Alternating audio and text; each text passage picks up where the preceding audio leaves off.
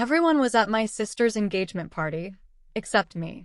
My phone lit up all evening with photos, videos, and family group spam messages filled with glitter emojis and fake excitement. My sister, Sana, twirling in her golden dress, my parents beaming beside her, cousins laughing, chandeliers glowing in the hall my parents had apparently rented out for the night. And me? I wasn't invited. Not by mistake. Not by oversight. Deliberately. Earlier that morning, I had called my mom, because something in my chest had felt heavy. I had a strange feeling like I was being left out of something big. I'd seen hints online, an Instagram story of Sana getting her nails done, my aunt buying a fancy dress for tonight, my cousin posting big day for the family. So I asked, Ami, AJ koi function hai? Sab thod ajeeb behave kar rahe hain. She went quiet for a second too long.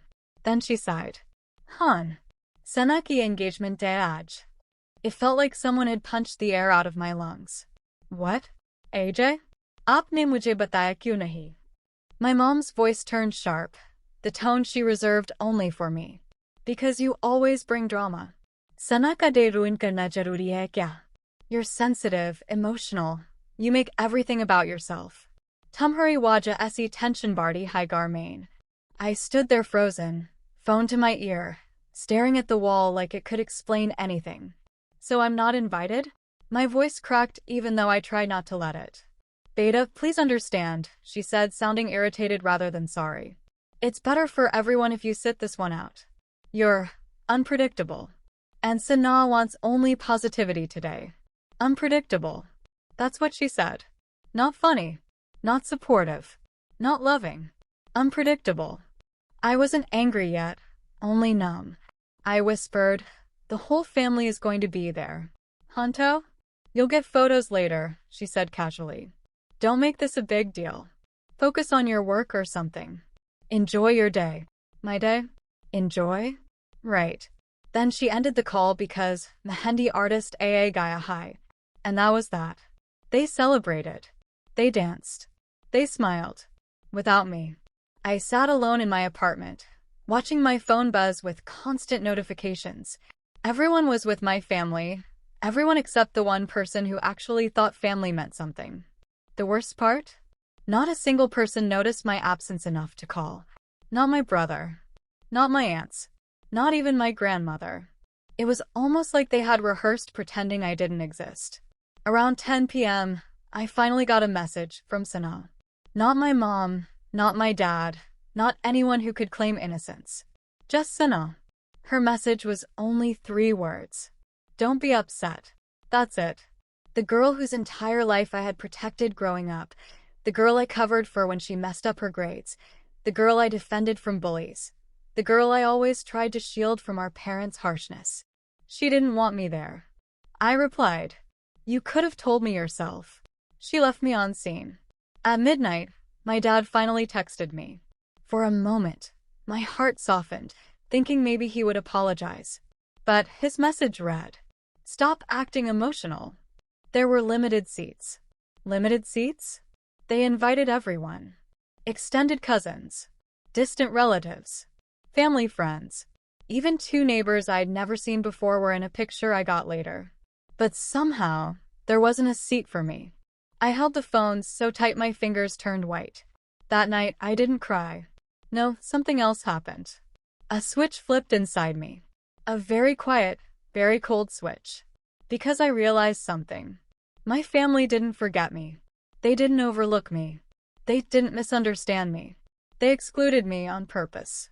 And I was done begging for a place in a family that didn't want me. The next morning, I woke up to see that Sana had posted 89 photos on Instagram. I viewed every single one. I didn't comment. I didn't like. I didn't message. I just watched. And while scrolling, I noticed something strange. Something small, something subtle, but something that changed everything. A detail in one photo. Then another. Then another. Something they definitely didn't want me to see. Something that proved why they never wanted me there. And once I understood it, I made a decision. A decision that would ensure my absence at Sana's engagement wasn't something they could ever forget.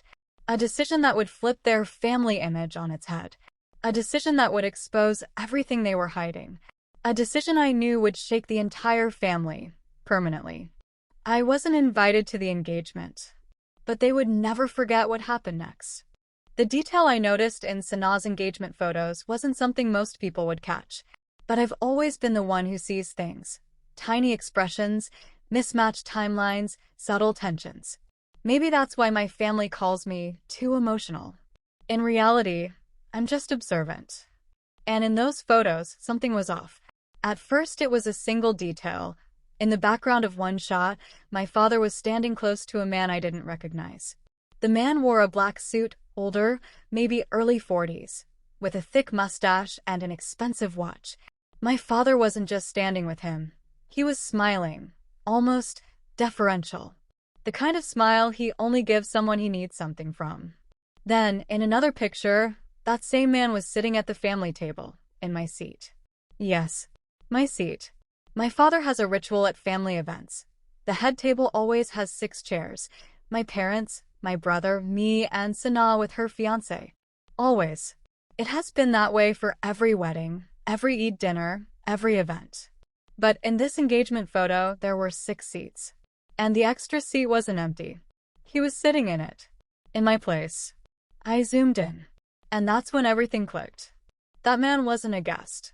He wasn't a friend. He wasn't a distant relative. He was a business partner my father had been trying to impress for months. I remembered overhearing my parents arguing 2 months earlier. My mom had said, "He won't invest unless he trusts your family image." My dad had replied, "We'll show him our strong family. Act imperfect." Perfect. That word burned in my chest now. They excluded me not because I caused drama. Not because my energy is off. Not because they wanted peace. They excluded me because I didn't fit the image they wanted to show to some businessman. I wasn't perfect enough for my father's deal. They erased me from my own family to sell a lie. And the final confirmation came when I saw a picture of Sanaa cutting her engagement cake. Everyone was around her. My parents stood proudly next to the businessman. In the corner of the shot, you could see an empty plate on the table with a name tag. A handwritten tag. I zoomed in again. It read, "Reserved client." They didn't even write his name. Just client. They removed me for a man they didn't even care enough about to write a proper name tag. My heart didn't break. It hardened. 2 days passed before anyone in the family texted me again. Not to apologize. Not to invite me to visit. Not even to check if I was okay. No. Instead, I got a message in the family group.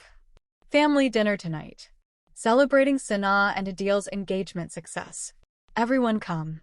Everyone. As if I wasn't even in the group. I stared at that message for a long time. Then I did something unexpected, even to myself. I did not reply. I did not call. I did not ask if I was invited this time. I simply got ready. Not for the dinner, but for something else. I knew something they didn't. My father's investor, the man who sat in my place, owned a tech company famous for quick decisions and even quicker cancellations. And he had a known pet peeve. He hated families who lied about internal issues, especially financial or social instability. And my father? Well, he lied about both. Not only did he lie about having a perfect, united family, he lied about his financial stability too. And I had proof. Last year, I had helped Dad sort his tax documents. I'd seen the debts, the overdue payments, the bounced checks, the loan notices stuffed behind the sofa. I had helped him file extensions quietly so Mom wouldn't panic. He begged me to keep it secret. And I did. Until now. I didn't want revenge that hurt innocent people. I didn't want a public drama scene. I didn't want to humiliate my parents the way they humiliated me. No. I wanted something sharp, precise, surgical. Something that would make them realize the cost of replacing their own child with a stranger. At 6 p.m., 1 hour before the dinner began, I sent exactly one email. Just one. To the businessman. The investor. The man who sat in my seat. Subject: information you deserve to know before making a family-linked investment. I attached 2 things. 1. A screenshot of my father messaging me, Stop acting emotional. There were limited seats. 2. A photo of the loan notice I'd helped him hide last year. I wrote exactly 3 sentences. You met my family recently during my sister's engagement. You should know they hid my existence for your approval and fabricated financial stability for the deal. I hope transparency helps you make the right business decision. No threats. No insults. Just facts. And I hit send. Then I turned off my phone, made myself tea, and sat in complete silence, because I knew exactly what was coming. Around 8 p.m., my phone exploded with calls. From my mom, my dad, my brother, my chachi, even Sana. I didn't answer a single one. Then came the messages. Answer your phone right now. What have you done?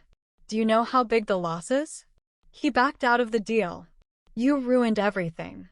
My father's messages were the most desperate I had ever seen. We told him you were studying abroad, which is why you weren't at the engagement. Why did you interfere? Studying abroad. They erased me so cleanly, they even gave me a fake location. My mother sent a voice note. Her voice was shaking with anger. Tumani hum barbad kardia. Sana ka future, humera business, sab kutra main dal dia. Just because you were jealous you weren't invited. Jealous. Interesting word. Because I wasn't jealous. I was free.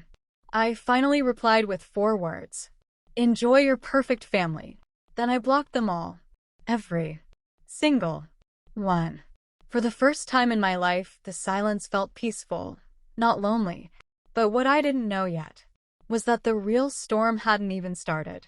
Because the next morning, one person showed up at my door. Someone I did not expect. Someone holding a truth even darker than the one I had uncovered. And what he said changed everything.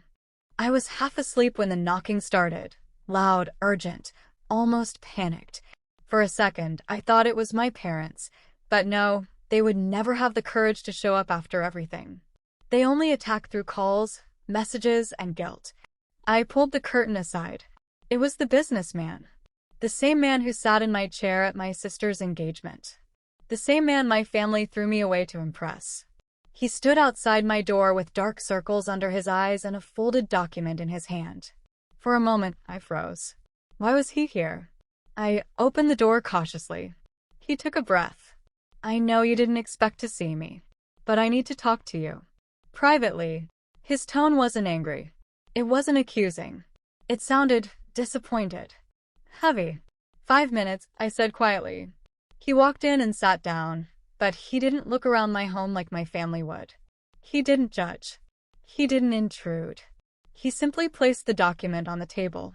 This, he said, tapping the envelope, is why I'm here. I opened it. Inside was a contract termination notice addressed to my father. Signed, sealed, official. I figured.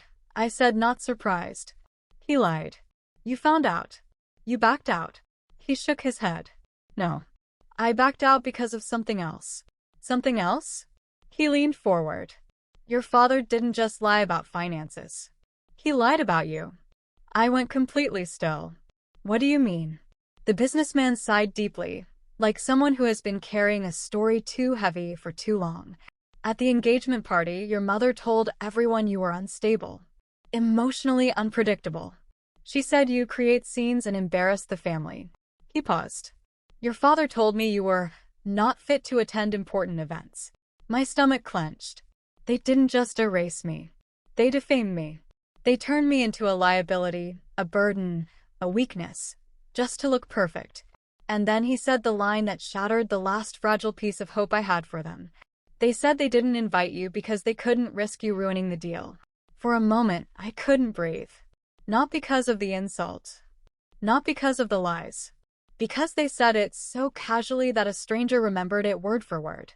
He continued quietly, but here's the truth your father didn't know. I asked your sister about you. And she cried. I blinked. He nodded. Yes. Sana cried. She told me everything. How they treat you, how they blame you for every setback, how you're the one who actually supported them silently for years. My throat tightened. Sana cried? Sana told the truth? He took a long breath. That night, after your email, I did my own checking. Your father wasn't just lying about finances. He was lying about the entire deal's purpose. What purpose? I whispered. The businessman finally said it. He wasn't negotiating an investment. He was negotiating a bailout. Your father was one step away from losing the house. You were his last hope, but he planned to cut you out once he got the money. My chest went cold. Of course. Of course they would use me until I was empty, then blame me for not giving more. But that's not all, he added. He pulled out another paper. A bank statement. My name was on it. And a transaction I'd never seen before. A large one. Your father took a loan, he said, in your name. Without your permission. I felt the room tilt. My father used my identity. My future. My credit. Then threw me out of the family picture to impress a man he was secretly lying to. I didn't know whether to scream or laugh. The businessman's voice softened. I came here to tell you this because you deserve to know. And because I won't work with people who destroy their own blood to save themselves. He looked at me, really looked at me. You're not the problem. They are. For the first time in years, someone from the outside saw the truth. He stood up. One more thing, he said before leaving. Your sister asked me to give you this. He handed me a small envelope. Inside was a simple note, written in Sanaa's handwriting. I'm sorry. They threatened to cut me off if I told you. But I miss you. Please don't disappear forever. A single tear hit the paper. Not for my parents. Not for the betrayal. Not for the money or the lies. It was for Sanaa. Because she was trapped too. I folded the note carefully and looked at the businessman. Thank you for telling me. He nodded. Fix the loan. Clean your record. And don't ever let them use you again. Before leaving, he said a final line. Family isn't who shares your blood. It's who refuses to lie about you. And then he was gone. I spent the next week cleaning up the legal mess. I confronted the bank. I filed a fraud report. I protected my name. My parents called non-stop panicking. Ye kya kar diya tumne? Hum sab barbad ho jayanj. Tum hamara gar tad rahi ho. Their voices didn't shake me anymore. Because now, I finally understood one truth. I didn't lose family. I was freed from people who never acted like family. And for the first time in my life, I chose myself.